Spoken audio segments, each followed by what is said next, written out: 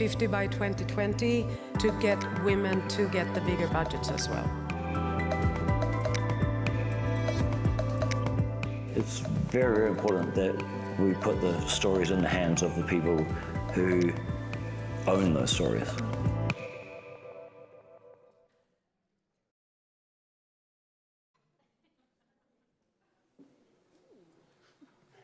Good afternoon. You are in the right place.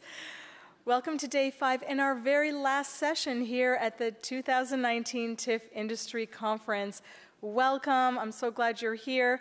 My name is Karina Rotenstein. I'm the conference producer, and it has been such an honor to be programming all of this for you. So I hope, whether this is your first session or this is your 100th, I hope you've really enjoyed your time here with us.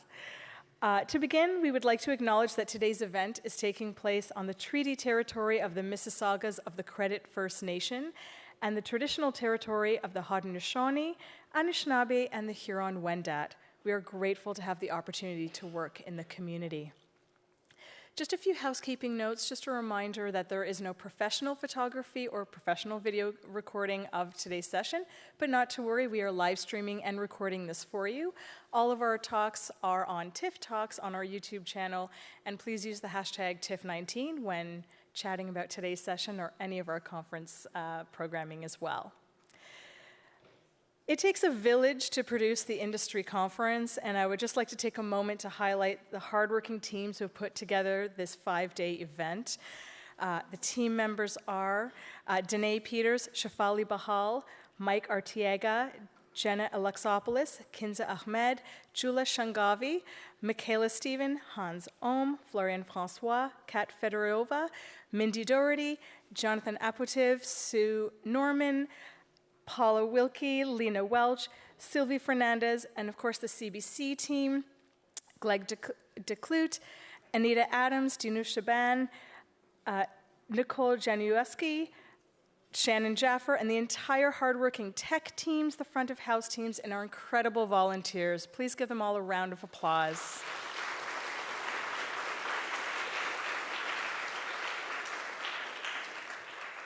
As producer of the industry conference, I would personally like to thank you for spending your time here with us over the past 5 days. I hope you've learned a lot, met new collaborators, and are inspired and ready to accelerate your business and create your new slate of projects. We are so excited to see your work, so keep us posted on what you are working on. We are honored to close the 2019 Industry Conference with Academy Award-nominated director, producer, screenwriter Fernando Meirelles. Yes.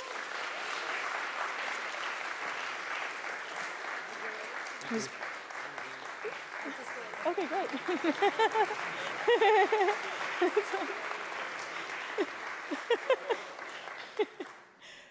Welcome.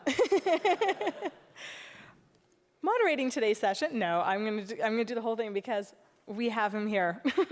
Born in Sao Paulo, Brazil, studied architecture at the University of Sao Paulo. His career spans decades in directing and producing commercials, TV, and film. His award-winning feature films, City of God, which won the TIFF Visions Award and was nominated for an Oscar, The Constant Gardener, nominated for Golden Globes, and garnered an Academy Award win for Rachel Weisz for her performance, Blindness and 360.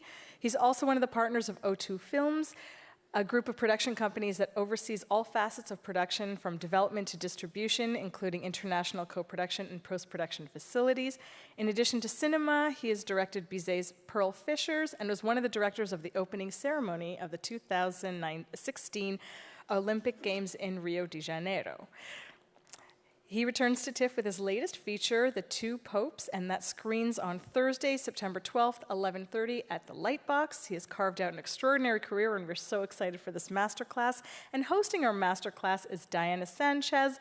She's a senior director of film at TIFF, overseeing the programming strategy for TIFF, TIFF Cinematheque, the film circuit, the organization's nationwide film network, and theatrical release programming at the TIFF Bell Lightbox. She's also an international programmer during TIFF, responsible for introducing audiences like you to the best in Latin American cinema. Please welcome Fernando and Diana.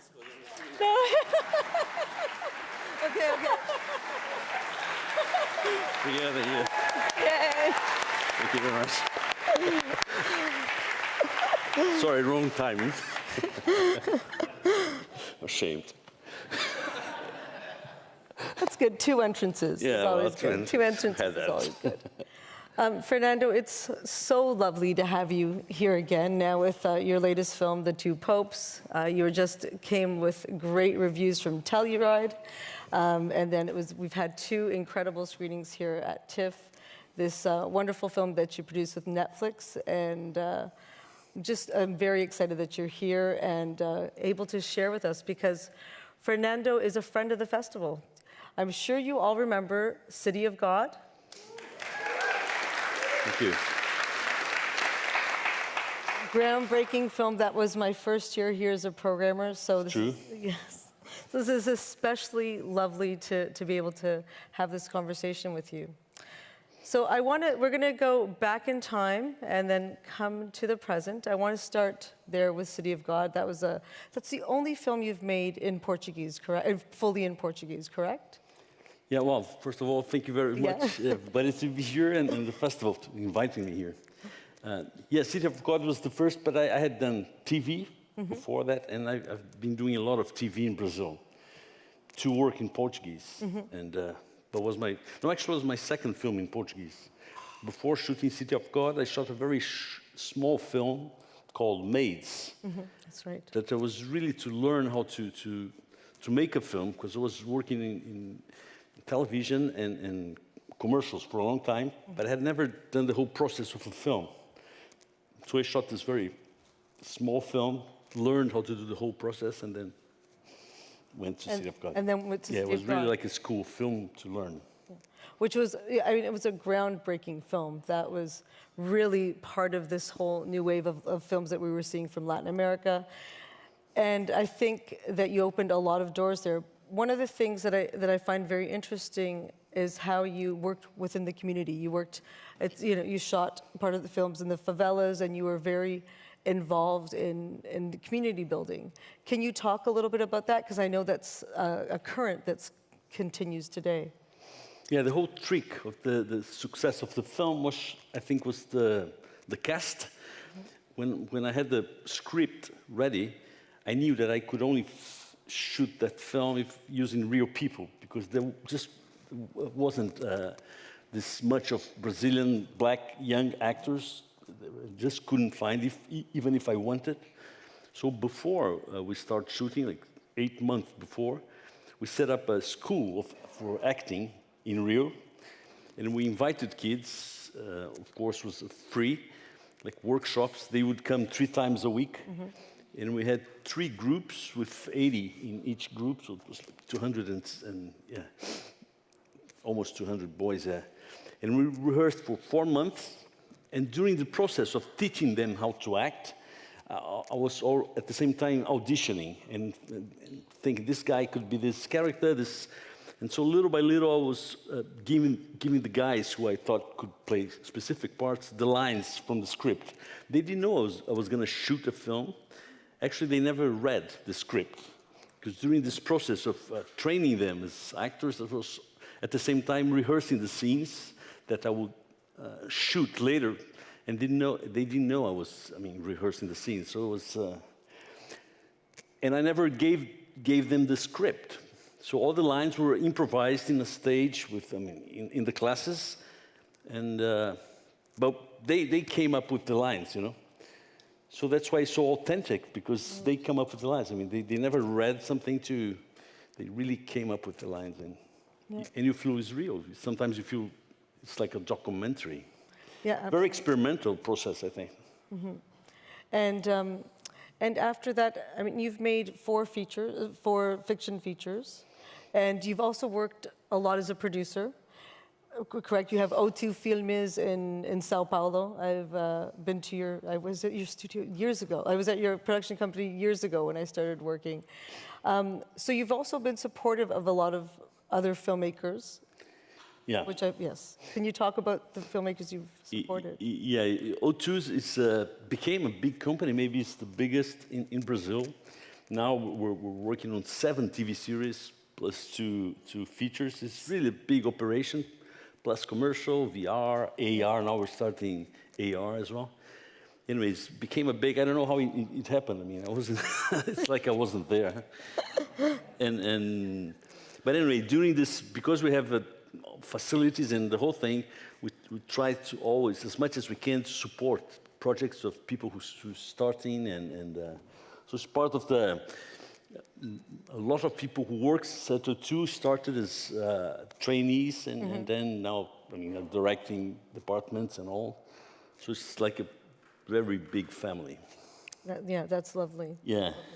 And as part of O2, you produced a film and directed a film that you shot here in Toronto as well. You did this with Niv Fishman. Niv Fishman, yeah, from Bombo's picture. Yeah. And talk to us a little bit about coming to shoot here in Toronto.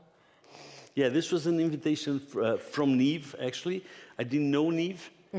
What happened is that when I finished The Constant Gardener, which went well, I mean, got 4 nominations, got an Oscar and everything.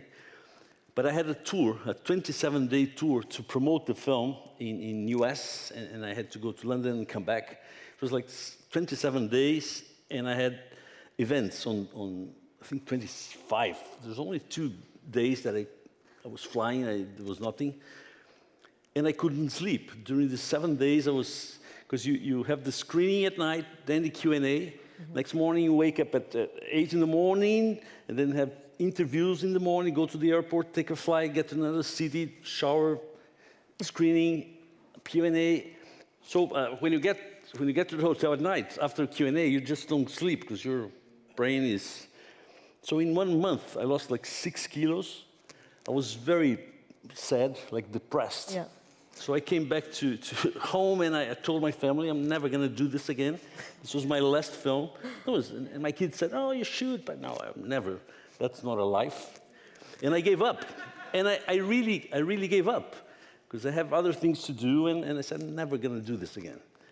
But 6 months later, Niv Fishman, that I didn't know, called me and said, have you ever heard about this novel, Blindness, from Saramago? And by chance, this was the first book I tried to buy, like 10 years before. And Saramago said he would never sell this book. I really wanted to make this film.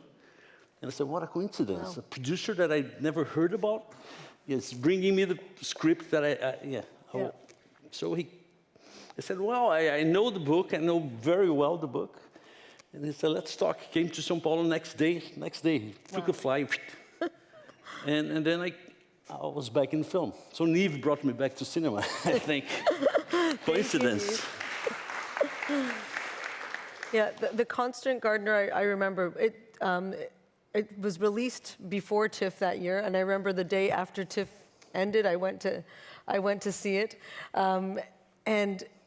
Again, like, you know, it's a film that's very much about the community that you're trying to help. Like, you're really trying to raise awareness on social issues in your film.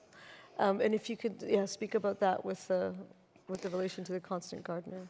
Yeah, I think that's what concerns me the most, is this idea of that we live in a society or in a planet where, I mean, there's different kinds of people, and and I think more and more we're really going to poor and rich people is really getting apart, and this bothers me a lot. And for the same reason, I think I shot this film. Because this is on Pope Francis, and Pope Francis is the guy who understands that we're building a dystopian world. Yeah.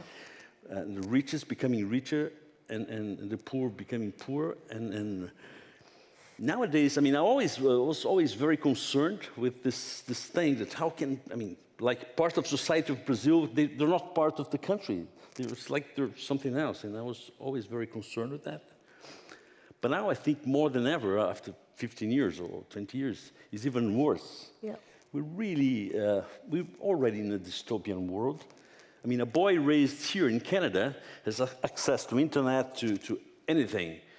And think about a boy from Mali, for instance. I mean, these two boys, there's no way they can compete in anything. The boy here, I mean, 6-year-old, knows more than a 14-year-old boy from Mali. I mean, it's a different species already.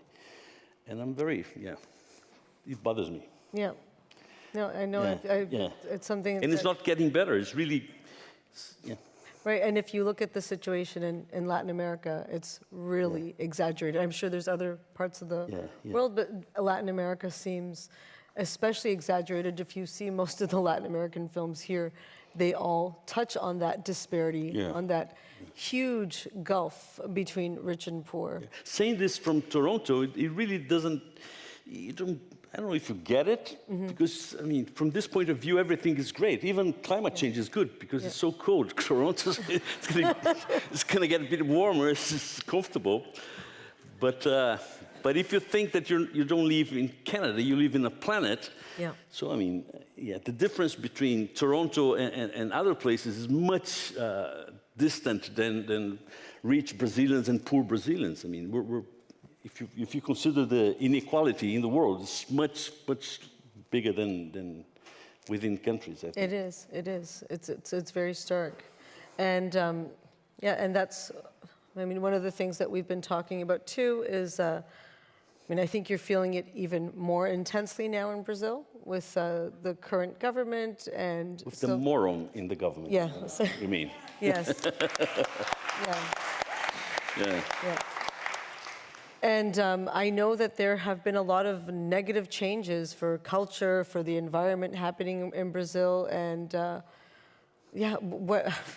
know that you've been also involved in protecting the environment. But for example, Ancina is proposing the Brazilian funding agency, they're proposing some cuts or some different, if you can talk to us about what's happening right now for film in Brazil in particular, and we can talk about other areas too.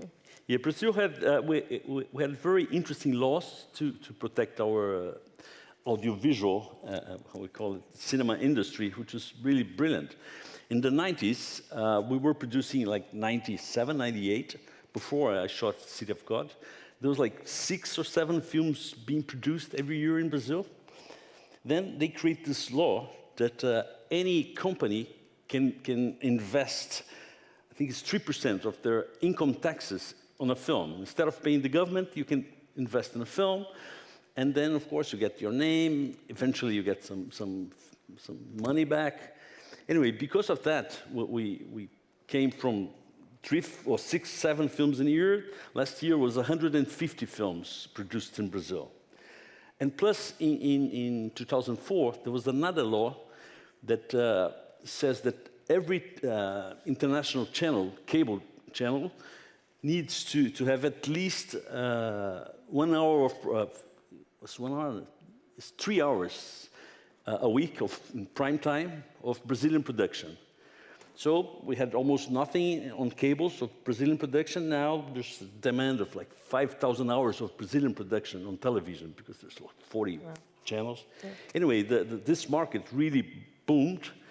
Now, a boy, if you have some talent and you come out of school in Brazil, you're immediately hired because the industry really, I think nothing grew so much in Brazil than cinema and TV. It's really, well, that's why this year Brazil got two awards in Cannes Film Festival, 2 awards in Venice, and my film is not doing bad here. It's doing very well. Anyway, it's because there was an investment. And now the new government, they think that all filmmakers are left-wing people, and their goal is to chase left-wing. Any trace of the thinking that might be left-wing, so they changed the whole. Well, everybody who was running these agencies for cinema, they're being replaced. So in the last 4 or 5 months, everything stopped. Nobody's filming in Brazil. There's no money flowing. We're in a sort of a crisis. Yeah. But hopefully they'll go. Yeah, hopefully it won't. Yeah. And it's affecting, I mean, they're even, so I was hearing like LGBTQ themes. The government says they won't support. They're chasing, exactly. Yeah, they won't support films or theater productions if they're not like Catholic values, it seems. Yeah, it's like, I mean, he's very like Trump oriented. Yep. White, hetero, male, this kind of thing. And actually, he loves Trump. I mean, he's nominating his son to be the ambassador of Brazil in U.S. because he says that our family is we're friends of Trump's family. So it's good to have an ambassador that we can talk to, we can call. I mean, Brazil is a country that you need a family to, you know? Yeah. Anyway, but let's change. Yeah, let's talk about cinema. I'm going back to cinema. The guy really irritates me. I don't pronounce his name, and I don't write his name. Yeah, we won't talk about him anymore. Yeah. We're gonna move to this. It's one of the things that we were talking about outside is a lot of your films have like this. They feel very international because you mix languages, like blindness was many languages are spoken. Also in 360. Why? The Pope has Latin, Italian, Spanish, exactly. and English. Yeah. The two popes, there's many languages. There's something very international, open about this, and just the importance of that, to have that kind of global reach or that sort of representation in your films. Yeah, I think it's because I really see myself not as a Brazilian, but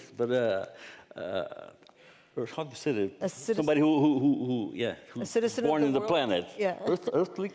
An earthling, yeah. Yeah. Yeah, that's how I see myself. I really like to see that I'm part of the whole globe, you know, the whole planet. And maybe that's why I was so interested in making this film on the Pope.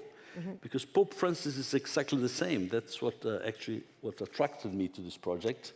He sees the world as humankind, and so he tries not to see nationalities, and it's really we're like a brotherhood or a sisterhood, and I have the same. I like this thinking. Yeah. I want to show a clip from that because I really feel that. That a lot of your beliefs, what you've been working towards, kind of culminate in the film The Two Popes. And so we'll talk a little bit more about it, but we will see a clip from the film. Have anybody here ever seen the film? Some. Oh, great. Yeah. Well, tomorrow there's a screening, last chance.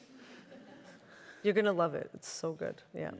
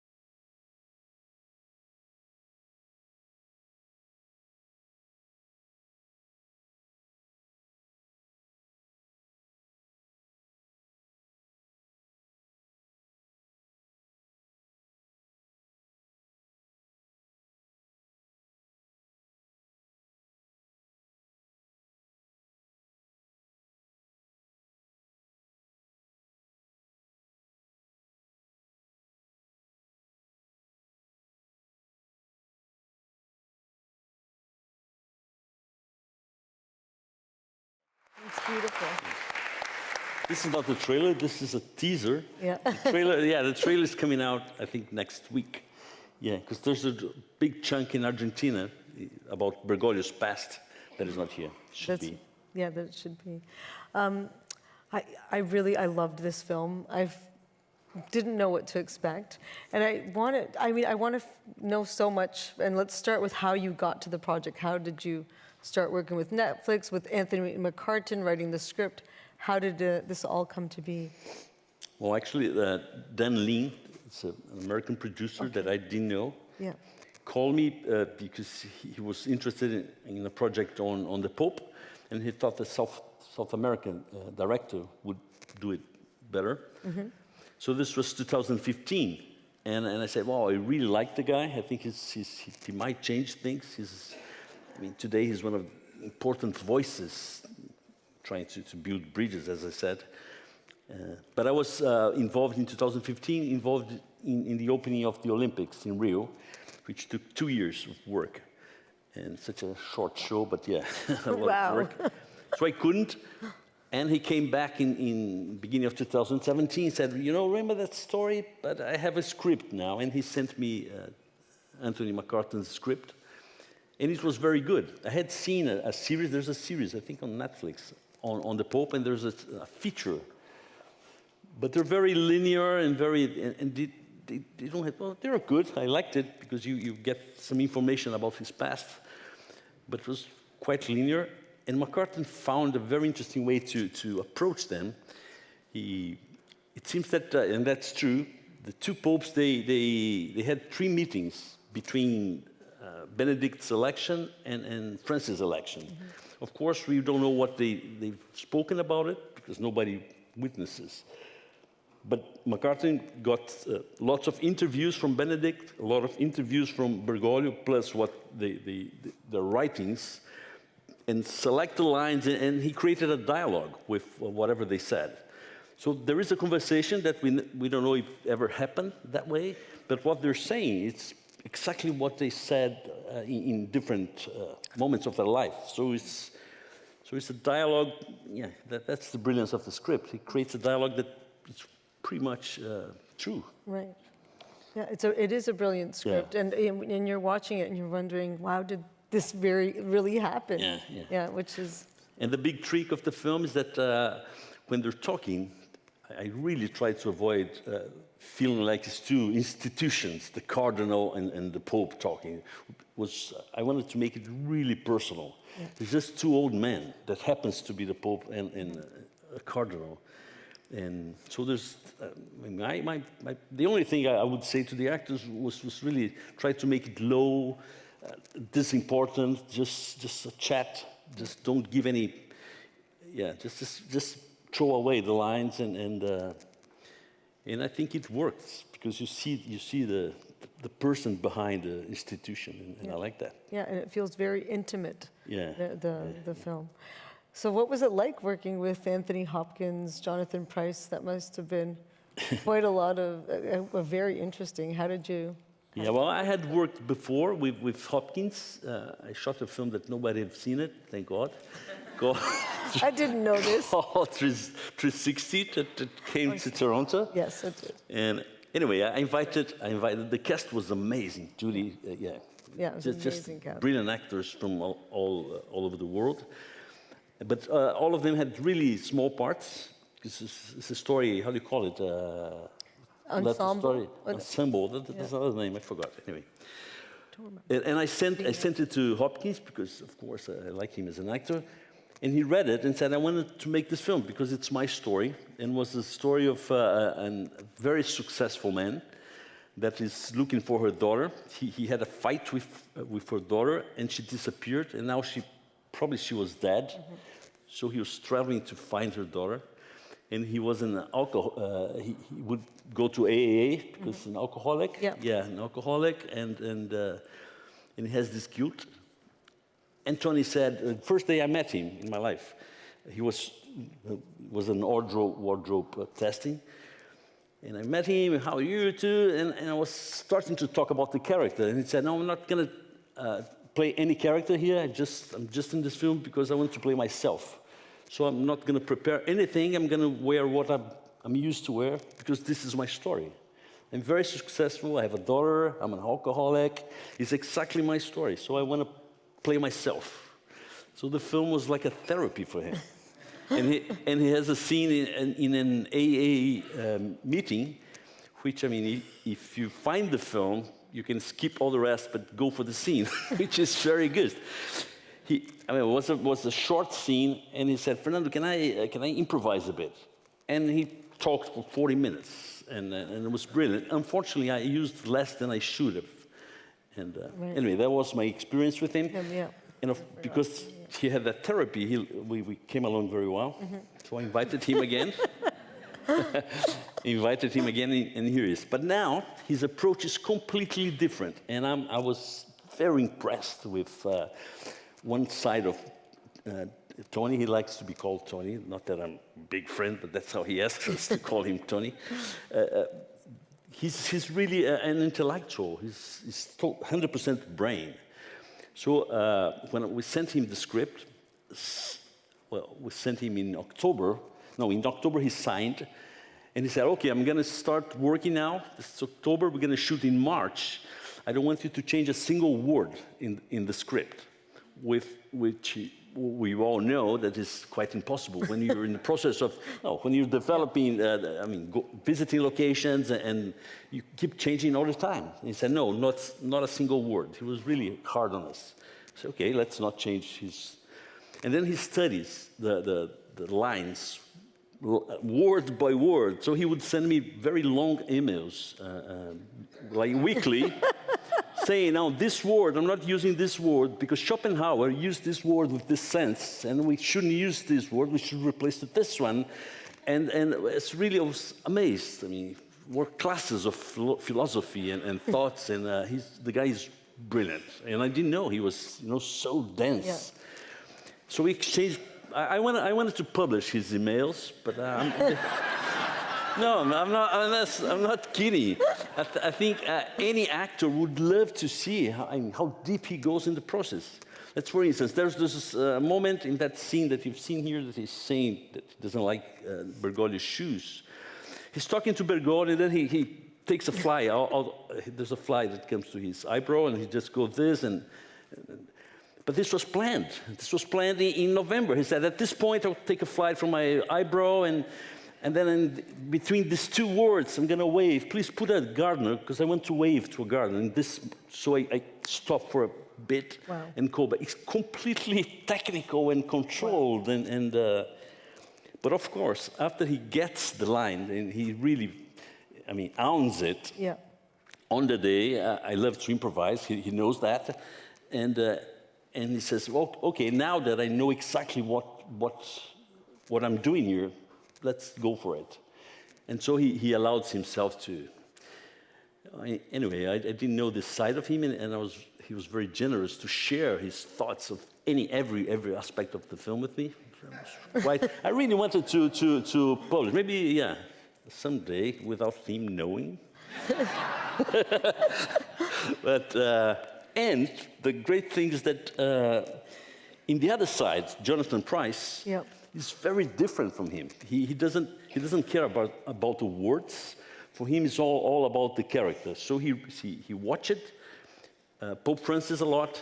Videos, there's lots of videos and how he shakes hands and how he walks, and he not only look alike the Pope, but he has the problem in his knees, the same knees that the Pope has. So the way they walk is more or less the same, because both knees hurt in the same way. But what he did, he tried to incorporate to get the same feeling that Francis has. So any new line you would give him on the day, he would deliver like Francis, because he became Francis. The accent was natural, everything was very natural. So it's like stupid thing to say, but like Jonathan is a jazz actor, He's very alive. He waits to see what comes from Tony and to react. So whenever Tony would shout, he would react in a different way. And Tony was more like a classical musician. He studied the part and played by the part. And I think that's why it works so well, because one plays and the other one reacts, and there's a really good, because one plays quite well, right? And no. And maybe if the two of them were very technical, of course they would perform, but it wouldn't be so, because you watch the film, I don't know if you've been reading some reviews, everybody says how the chemistry between them works. But I think it's because this jazzy side of Jonathan that really helps. Yeah, but it actually matches the character he's playing, so it's actually ideal for those specific roles. And it's funny, when we had to cut the trailer, we were looking for, those moments you have to sell your actor. And it was very easy to find Tony's moment, because sometimes he shouts and he's really, so you watch the trailer, this little teaser, and it feels more like a film on Tony, which is not. And it's very difficult to find moments in Jonathan, because it's like it's so natural that, I mean, if you cut to him, he's not doing anything. But when you come out of the cinema, everybody talks about Jonathan, because he was in him. Yeah. You watch the film, isn't it? Yes. And we have 2 or 3 moments in which we say, wow, here we could use for a trailer. Yeah. But besides that, he's just being the guy. Yeah. With no faces, no nothing, just, it's really pretty impressive. And the character that he's playing is so natural. I mean... Yeah. And it's a pop star. We tend to like his character because we like, or maybe I like. Yeah, we do. We do. We have a few more minutes before we go to questions, and there's one thing I definitely want to talk about, and it's not cinema, it's farming. Farming? Yes. Good. Do you mind? Because now we're talking. Now, I did not know he's a farmer as well. You're very into agro-farming. You grow coffee? Yes, coffee, sugarcane, avocado, guayaba. I love avocado. And now I'm replacing sugarcane for, I'm creating an experimental agroforest farm. So I'm replacing the sugarcane for trees, timber, and fruits. And it's experimental, but I love it. And I'm working on a documentary on soil, because I want to understand the bacteria and the nematodes that are under the soil. So that's like a passion. I also saw that you're producing the Great Green Wall documentary. You're part of the... Oh, yeah. Yeah, can you tell us about this? It's a fascinating story. Yeah, this was in the Olympics. I had this idea of having all the athletes. I don't know if some of you watched the opening of the Olympics in Rio, but the athletes, when they were in their parade, they would get a seed and they would plant in a sort of little content that we would put there, and then we created the seedlings. How do you call it? As mudas. As mudas. So, anyway, the little trees that we're planting. Seedlings? Yeah. Seedlings, okay. Seedling, yeah. Because we're creating like a forest of athletes. Anyway, the ceremony was a lot about planting. And before the athletes start planting, we showed a video with lots of experiments of planting in the planet. And there was a great one in North Africa. They're planting a forest, 28 kilometers of forest by 8,000, goes from the Atlantic to the Index Sea. It's a forest in the south part of the Sahara and the Sahel. The idea is to hold the desert that is coming to south, and creating some soil so the population can stay there and avoid having to go up and try to come to Europe. Anyway, it's a social, environmental project, which is beautiful. 11 countries involved. And we shot a documentary on that. The documentary was shown in Venice 3 weeks ago. And now on the 22nd, we were showing it at the UN Climate Summit in New York. And I have this passion for trees, and so put in the Olympics, to a film, and I plant trees as well. That's amazing. Obsessed with trees. No, but trees. I'm very obsessed with the climate crisis.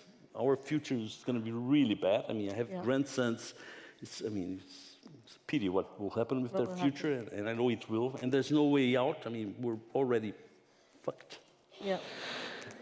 And trees is the most easy, cheaper, and low-tech way that we have to bring carbon back. Yeah. So it's not so difficult. Just plant trees. It helps a bit. Yeah. It creates a carbon sink. Yeah. So everybody who plants trees, I try to support.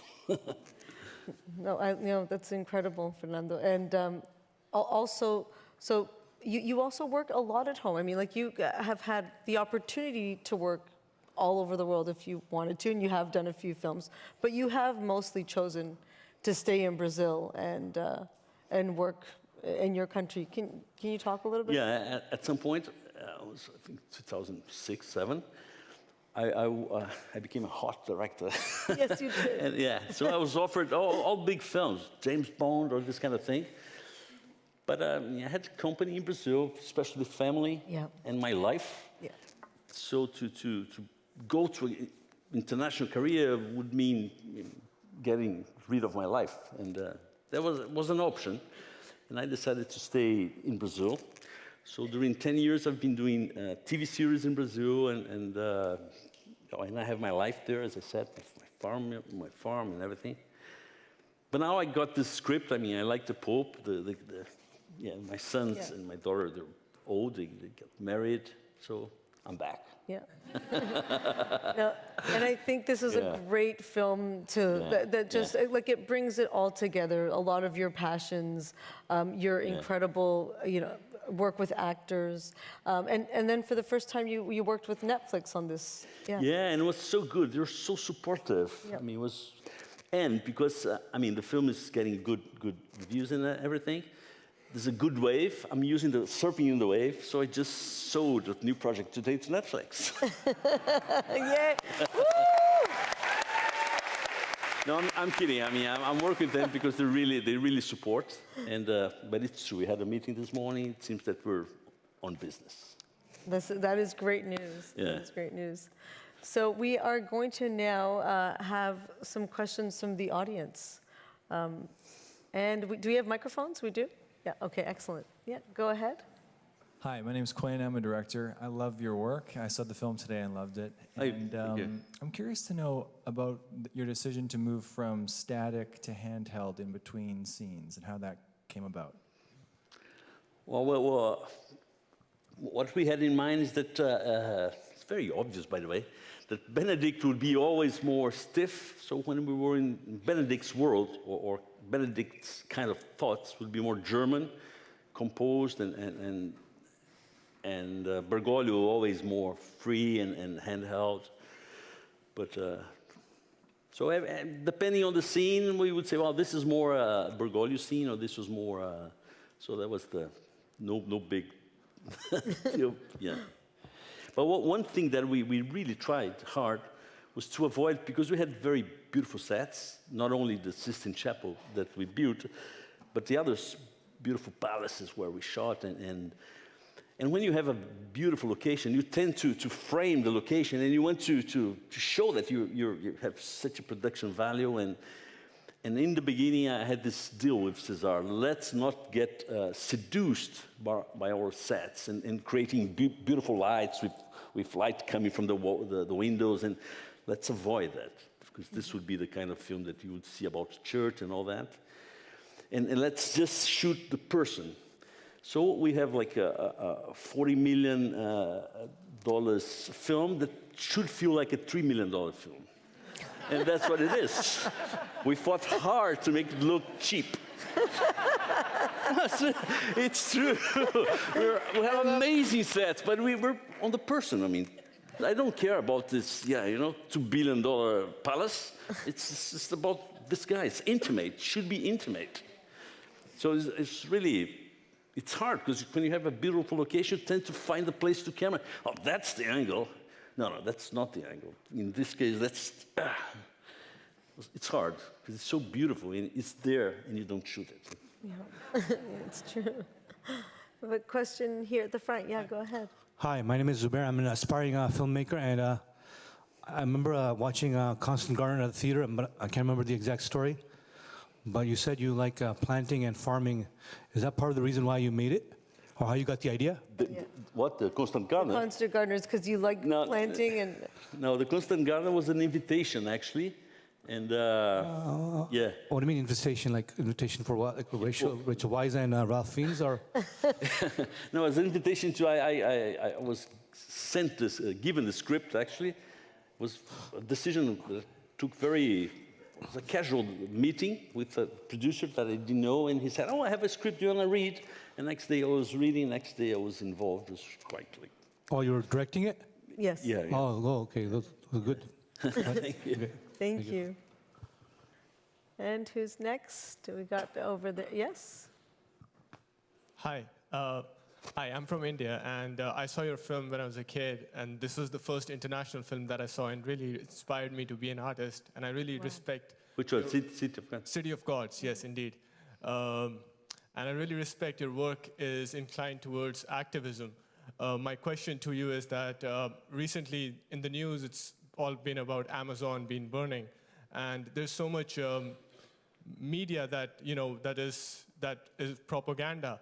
And there also have been news that this is, there's an uncertainty whether it is being taken, these fires have actually been by climate change or have been actually man-made, like for... It's man-made, yeah, it's man-made. So, and yeah, just, I wanted to hear from you how art and activism could, support this work, and what is actually happening in Brazil with the Amazon right now, and because over here we receive news from like both ends, and everybody's in confusion about what is actually there.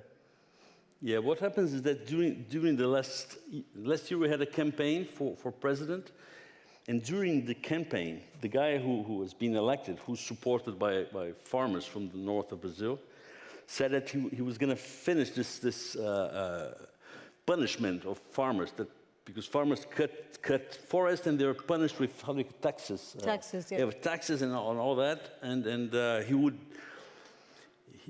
people would be allowed to produce and to work, and which means they would be allowed to cut forest, and because all the structure that we have to protect the forest would be much easier to go around.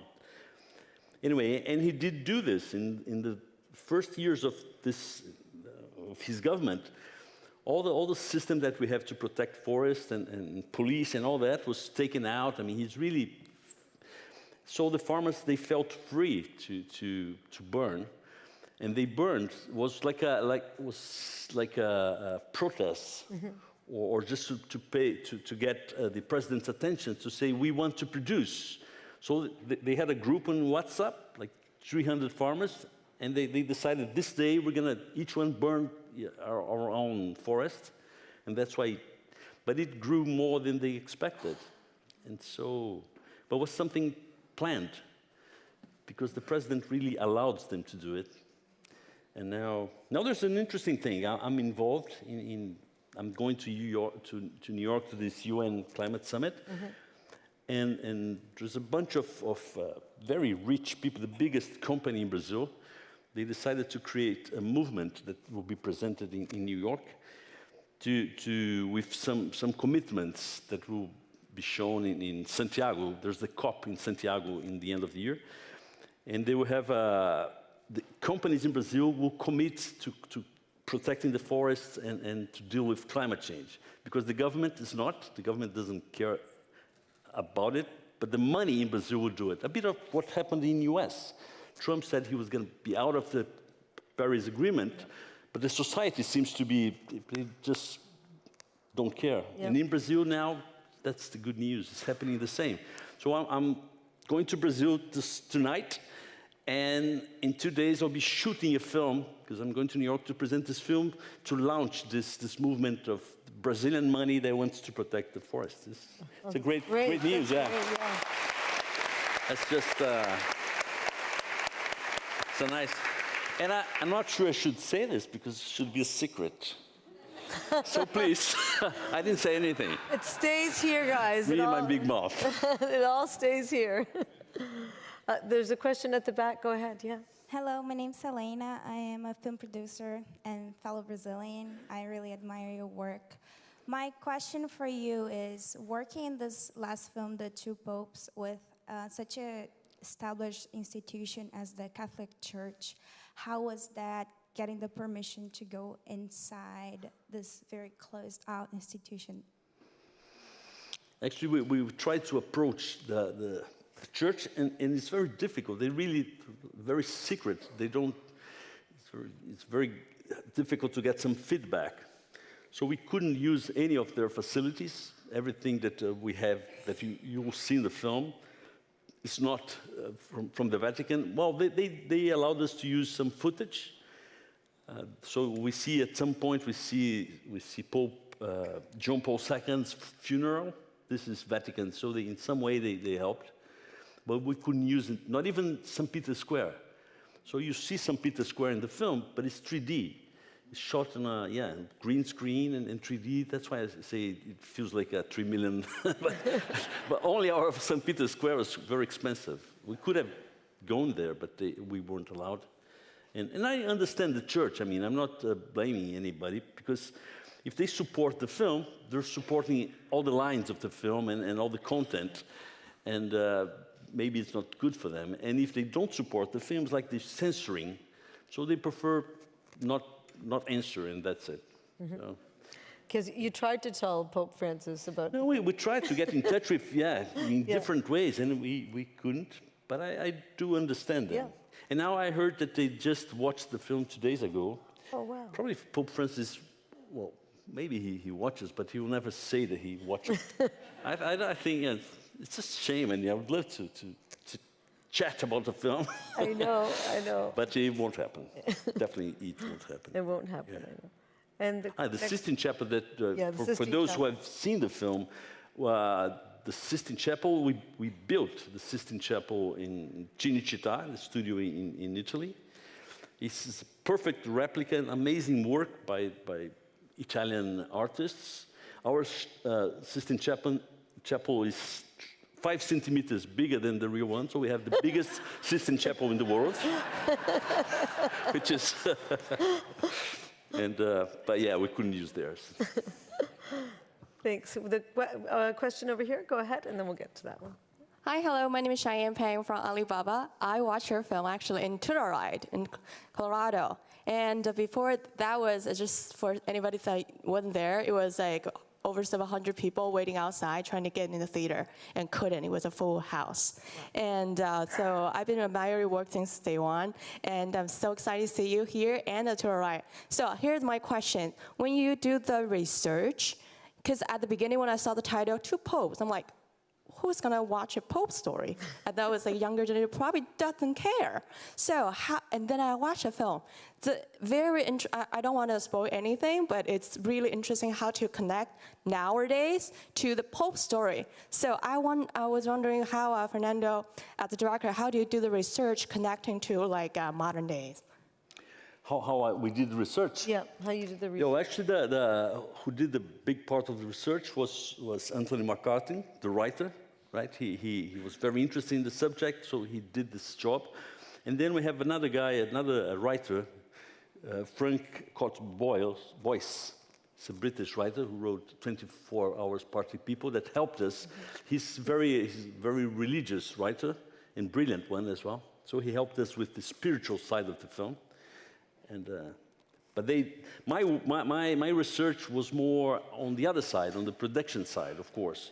Not only locations, and when we traveled to Argentina, for instance, and we're able to, and that's interesting to know for people who will see the film. All the locations in Argentina, we go to the seminary. We have the seminary where Bergoglio, Pope Francis, worked was the head. He was the head of the seminary. And we see the church where he has the call from God, and the confessionary where he has his moment, where he decided to become a priest. And all these locations are real locations. It's where, we shot in his real room, in his real seminary, in his real confessionary. So that's why I think he would like to see the film, because, we shot in where he spent most... even there's a scene where he's cutting his hair. We not only use the place where he cuts his hair, used to cut his hair in Buenos Aires, which is beautiful, but also the same guy who would cut his hair is the guy who's cutting Jonathan's hair. So there's all this. This was all research. And there's one thing interesting about the research in Argentina that I think is interesting to tell. Of course, we had some consultants to tell us how to say Mass and especially the religious aspect of the film. And we have this guy who had been one of Bergoglio's seminarists. He was a bit younger than Bergoglio, and he said he hated Bergoglio, and everybody hated Bergoglio when they were at the seminar, that he was the most nasty guy ever. He would eat alone because he wouldn't like to be with people. He never smiled. And it's different. I'll say it in English, but in Spanish is not so bad, because Argentina, they curse a lot. But the guy said, Bergoglio was the son of a bitch. Is this for the Argentinians not that? Yeah, it's not so bad. Anyway, he really hated, but yet he respected Bergoglio very much, because he said he was really nasty, but in the weekends he would cook for us, and he would ask all our clothes, and he would wash our clothes, so that's how he would spend his weekend, working for us. So there was this, so he respected the guy a lot, but he didn't like him a lot. And then other people that I met that knew Bergoglio said the same, that he was really unpleasant guy. Nobody liked him. So my question was, but that's not the guy we see. And the question was, when did he change? And this thing about change is in the film, a bit because of that, of this research. So this guy who didn't like him said that he thinks that he changed in the exact moment when he was elected. He said that was the Holy Ghost in that moment, because when he was watching the election with his colleagues in Buenos Aires, and when he came to the balcony in a very light way and said, "Buonasera," and smiled, they said, "No, this is not Bergoglio. I mean, who's this guy?" No, they said it was everybody. It was not him, only him. And then I met a friend of Bergoglio, who runs part of Buenos Aires church, and he said that he felt that Bergoglio started changing 2 years before he was elected. And he was very serious about it. So in the film, for those who will still see the film, when we see Bergoglio as a young Bergoglio, and then in 2005, he really doesn't smile. He's very closed face. And then when you see him again in 2012, his smile, he's more like the Bergoglio we're used to see in television, and because in between there was this change that was told. Anyway, it's great to research, because all these little details you try to incorporate in the. At least I'm a bit like Jonathan. I try to use everything, whatever comes, and incorporate. I'm a jazz director. It's wonderful. Yeah. Thank you so much, Fernando, for being with us today. We're closing the industry conference. Lovely to do this. Thank you very much. Thank you to you.